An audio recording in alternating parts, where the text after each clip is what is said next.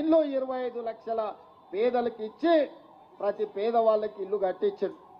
కానీ తెలంగాణ రాష్ట్రం ఏర్పడిన తర్వాత చంద్రశేఖరరావు గారు ఈ పేదలకు అన్యాయం చేసి డబల్ బెడ్రూమ్ ఇల్లు అని ఊరించి ఏ పేదవాడికి ఏ గ్రామంలో కూడా ఇల్లు ఇవ్వకపోవడంతో ఈనాడు మన ప్రభుత్వం వైపు ఎదురు చూస్తుంటే ఇందిరమ్మ ఇల్లు 4.5 లక్షలు మొదటి సంవత్సరంలో ప్రతి పేదవాడికి 5 లక్షల రూపాయలు ఉచితంగా ఇల్లు కట్టుకోవడానికి ఇవాళ మన ప్రభుత్వం కార్యక్రమాలను తీసుకొని ముందుకు వెళ్తుంది.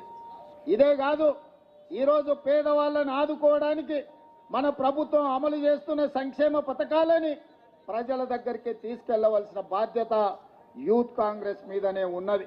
ఇవాళ ప్రభుత్వం ఒక పక్కన పరిపాలన చేస్తూ ప్రజా సంక్షేమ పథకాలను అమలు చేస్తూ ప్రతిపక్షాలను తిప్పు కొడుతూ ముందుకు వెళ్తుంటే పరిపాలనలోనే మా సమయం ఎక్కువ కాలం గడిచిపోతుంది.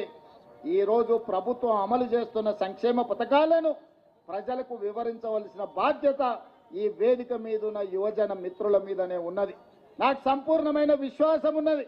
ఈరోజు ప్రభుత్వం అమలు చేస్తున్న రైతు రుణమాఫీ కావచ్చు, ఇందిరమ్మ ఇండ్లు కావచ్చు, ఇందిరమ్మ ఆత్మీయ భరోసా కావచ్చు, ఆడబిడ్డలకు ఉచిత బస్సు ప్రయాణం కావచ్చు, రాజీవ్ ఆరోగ్యశ్రీలో 10 లక్షల రూపాయలు ఉచితంగా పేద వాళ్ళకు అందించే సంక్షేమ కార్యక్రమం కావచ్చు. ఇవాళ ప్రతి సంక్షేమ కార్యక్రమాన్ని పేదల వద్దకు తీసుకెళ్లవలసిన బాధ్యత యువజన కాంగ్రెస్ మిత్రుల మీదనే ఉన్నది.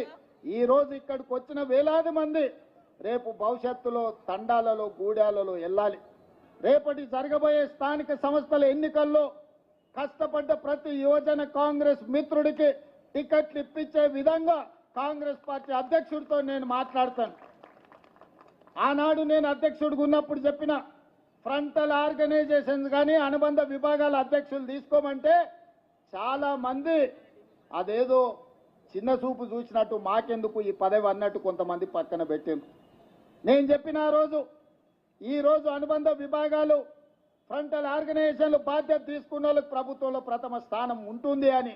అందుకే ప్రభుత్వం వచ్చిన వెంబడే ప్రతి అనుబంధ విభాగానికి వేదిక మీద ప్రీతంతో సహా చాలా మంది ఉన్నారు. 37 మంది అనుబంధ విభాగ